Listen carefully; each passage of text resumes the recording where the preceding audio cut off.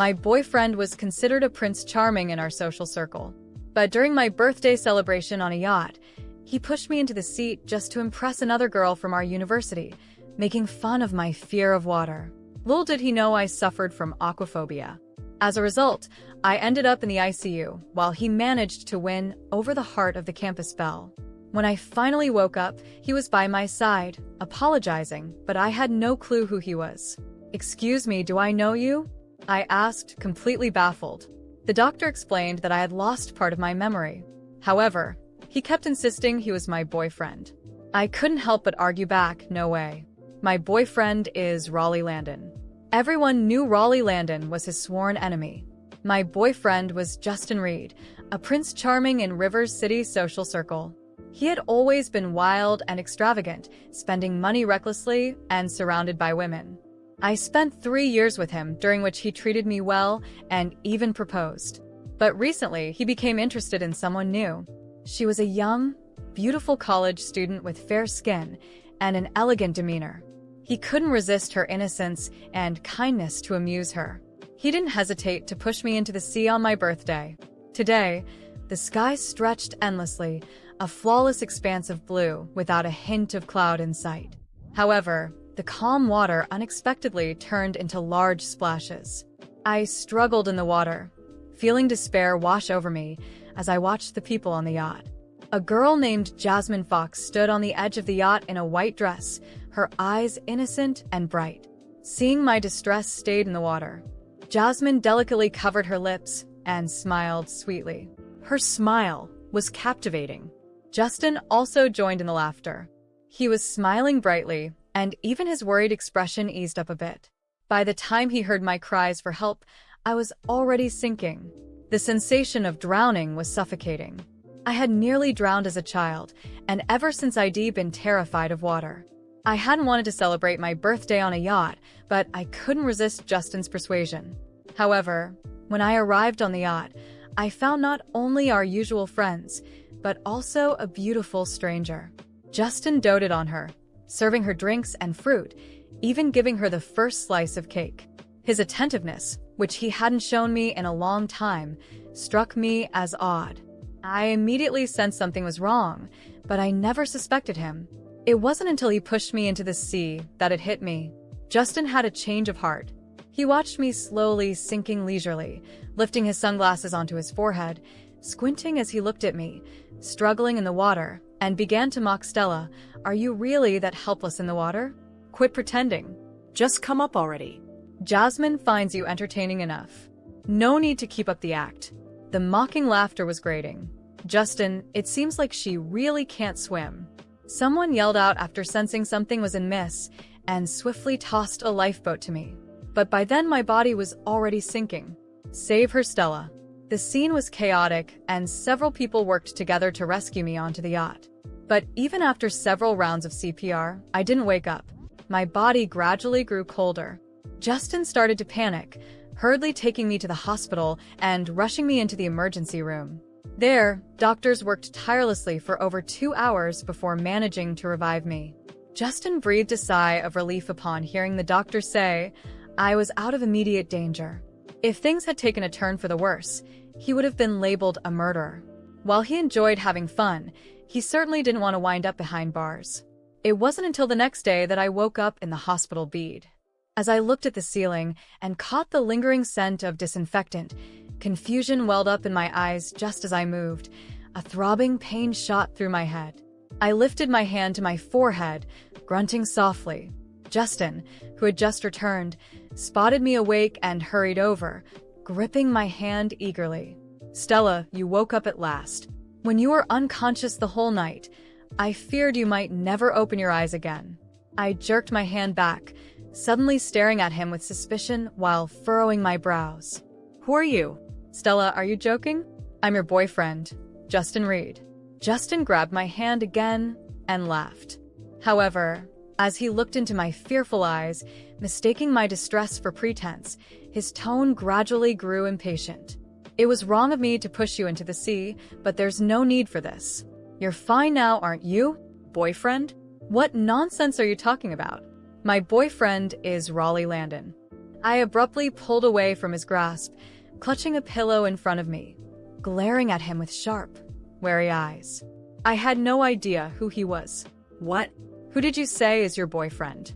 Justin's eyes bulged with anger, and he slammed his fist on the bedside table. Raleigh was his archenemy. Ever since childhood, he had consistently been defeated by Raleigh, nurturing a profound hatred for him that he couldn't even articulate. As I looked around the empty hospital room, then at Justin, who was approaching with growing fury, I shouted anxiously, "Don't touch me. I don't know you."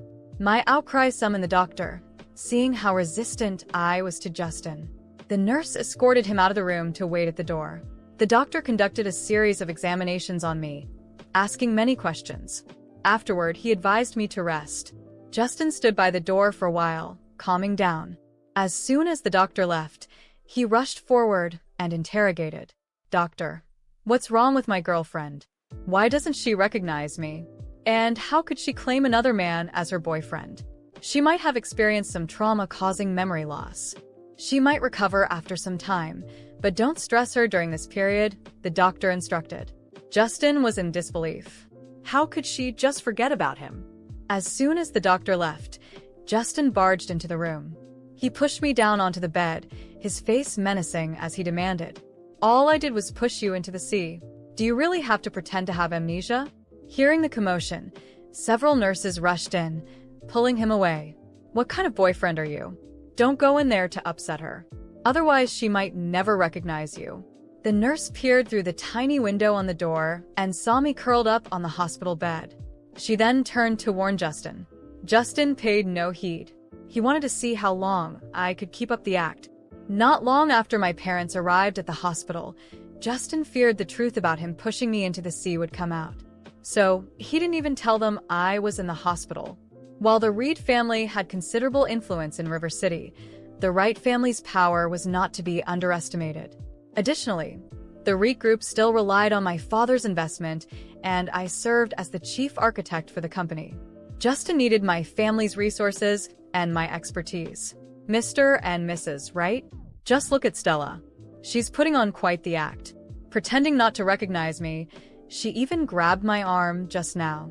Justin complained to my parents, wearing a smile. My parents were shocked. They hurried to my bedside, pointing at themselves. "Stella, do you recognize us?" They were afraid I might have forgotten them. "Dad, Mom, what nonsense are you talking about? How could I not recognize you?" I laughed at their nervous expressions. They breathed a sigh of relief. Pale and tired face. They felt sorry for me. They caressed my face tenderly and inquired, "Stella, the doctor mentioned you almost drowned. They worked hard to revive you all night. Aren't you afraid of water? What were you doing at the seaside?" However, when I saw Justin coming in, I screamed and hid behind my parents. "Dad, Mom. This person is crazy. Don't let him touch me. Did he say he's my boyfriend? But my boyfriend is Raleigh." I tightly held my mom's hand with a determined look. Upon hearing this, my parents' expressions froze for a moment. They took out their phones and proceeded to show me the photos one at a time, asking for my input. It became evident that I had simply forgotten about Justin and only recognized Raleigh. Jasmine, however, didn't seem to care at all. On the day I was discharged from the hospital, he went to invite Jasmine to dinner. He repeatedly asked Jasmine out, and she finally agreed to go out with him.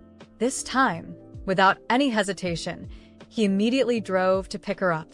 His luxurious car attracted a lot of attention at Jasmine's school.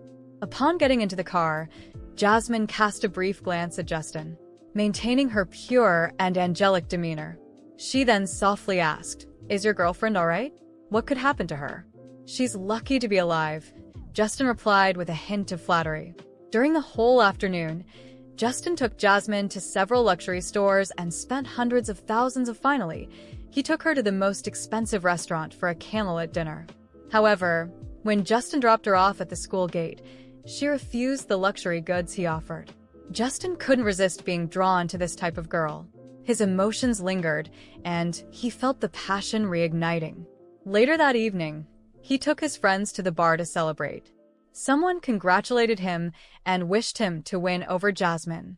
Soon, however, his good friend Jackson Daves frowned. "Justin, aren't you about to marry Stella? Isn't this unfair to her? Moreover, she had just been discharged from the hospital.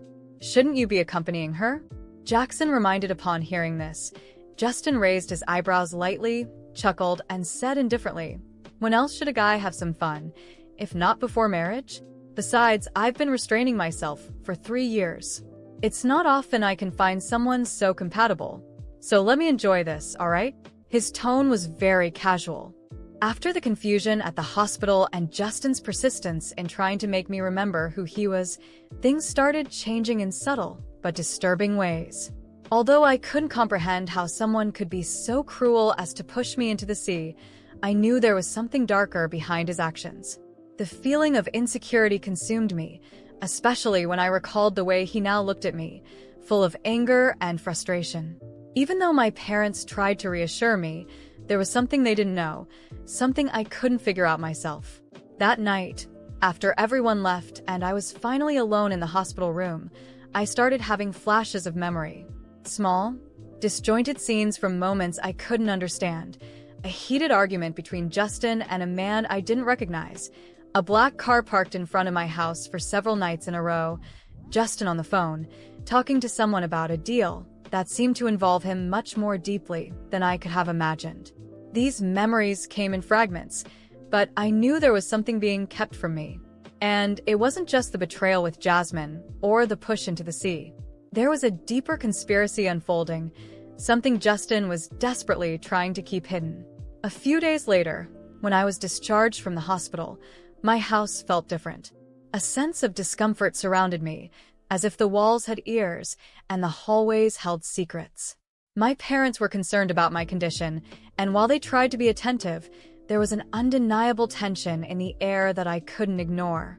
Justin had stopped showing up in person, which at first was a relief, but something told me he was still involved, just waiting for the right moment to act. A week after my return, I received an anonymous message on my phone. The screen glowed in the darkness of my room, and the message simply said, "You don't know the truth. Find Raleigh." My heart raced. Raleigh. The name I had mentioned in the hospital but made even less sense now.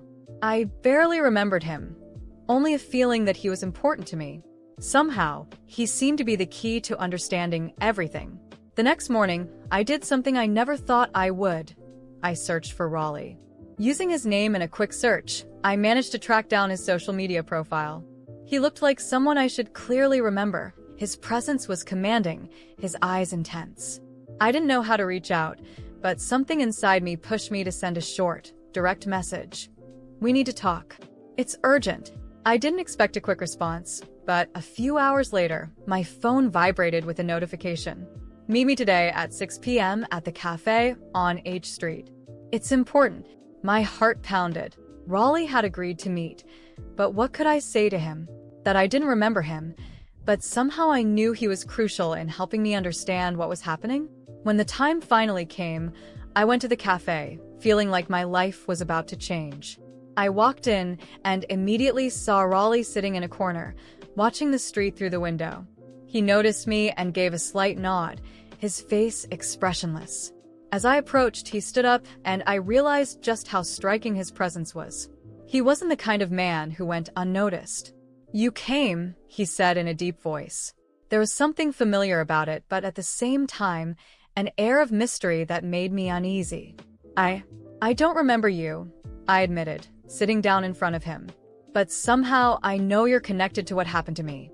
He tilted his head slightly, analyzing every word I said. "So you don't remember, but you mentioned my name in the hospital. That's no coincidence. It was just a gut feeling. I really don't know why. But something is wrong, and I think you know more than I do." Raleigh sighed deeply and leaned forward, his eyes locked on mine. "Stella, there are things you shouldn't have forgotten. Things Justin doesn't want you to remember. What happened on the yacht was a warning. He's willing to do anything to protect his secrets." My body tensed. Secrets? What kind of secrets? Dirty business, Stella. Justin and his family are involved in a series of illegal schemes, including extortion, financial fraud, and worse things. You accidentally stumbled upon some of it. And he knows that if you regain your memory, it's over for him. My mind was spinning as I tried to process what Raleigh was saying. It was like everything was starting to fall into place. The secretive conversations I remembered, Justin's uncontrolled rage, the fear in his eyes when I mentioned Raleigh. Everything made sense now. So, that's why he pushed me into the sea? I asked, my voice trembling. Raleigh nodded slowly. He tried to silence you. And if I'm not mistaken, he'll try again. You're not safe, Stella. Justin is getting desperate, and men like him don't hesitate to use violence when they're cornered. Fear washed over me like a wave.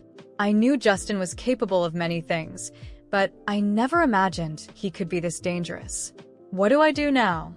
I asked, trying to stay calm. Raleigh looked at me directly, his expression serious. You need to get out of here.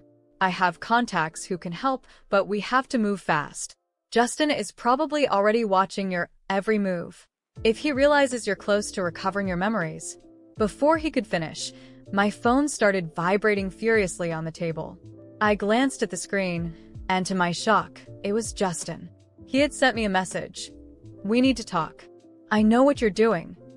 My blood ran cold. Raleigh took the phone from my hand, read the message quickly, and said in a cold voice, "It's too late. He knows." I couldn't take my eyes off Justin's message.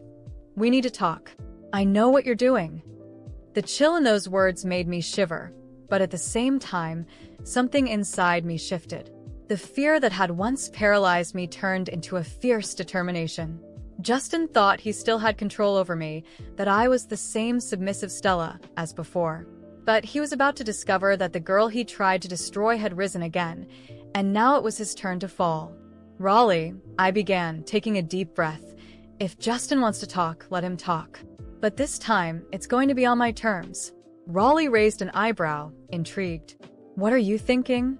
He wants to manipulate me, maybe even try something dirty like before. But this time, you'll be there, recording everything. We'll catch him in the act. Raleigh studied me for a moment, then nodded, a slight smile of approval forming on his lips. Hidden? Where? You'll stay in the closet, I suggested, my mind already weaving the plan together. I'll get him to talk about whatever he's hiding, and when the time is right, you'll step in.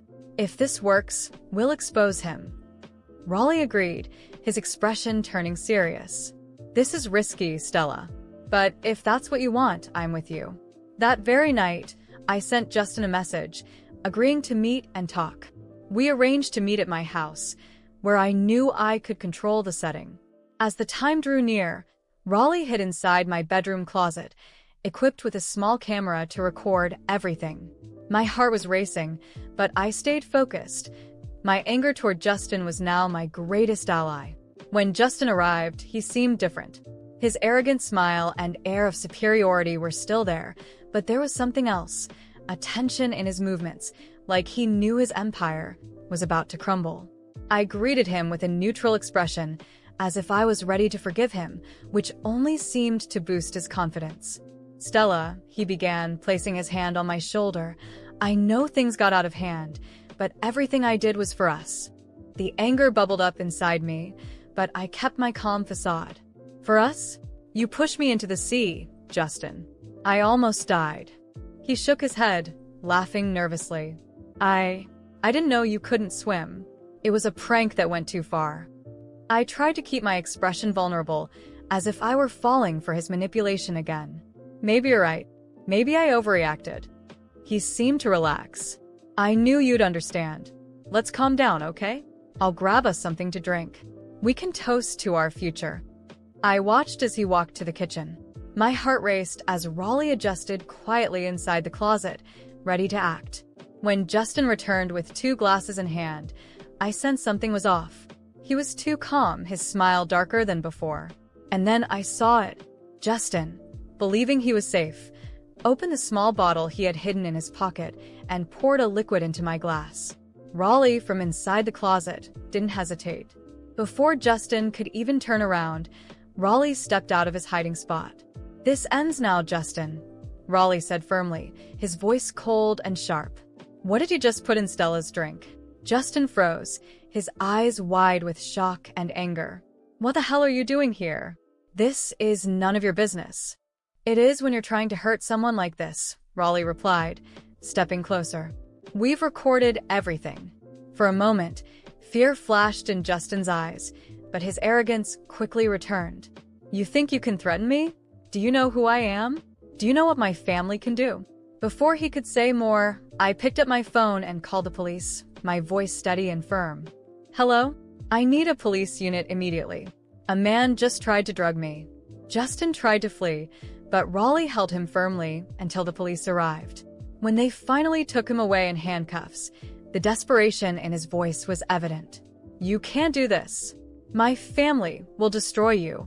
You'll regret this. As I watched him being taken away, everything came flooding back. I remembered the schemes, the shady conversations I overheard Justin having, the illicit deals involving his family, financial fraud, money laundering, extortion. Every piece of the puzzle clicked into place. Raleigh looked at me, concerned. Are you okay? I nodded. I remember everything now, Raleigh. All of it. Justin's dirty schemes and his family's crimes. I'm going to report them. And that's exactly what I did. With all the information and evidence Raleigh and I gathered, I took the case to the authorities. The investigation moved quickly, and soon, not only Justin but his entire family were in custody. Financial fraud, bribery, extortion, everything was uncovered, and the Reed family empire crumbled. As I watched the news of their arrests on TV, I felt a mix of relief and power. They had tried to destroy me, but now they were the ones falling. And for the first time in a long time, I felt like I had finally taken control of my life again.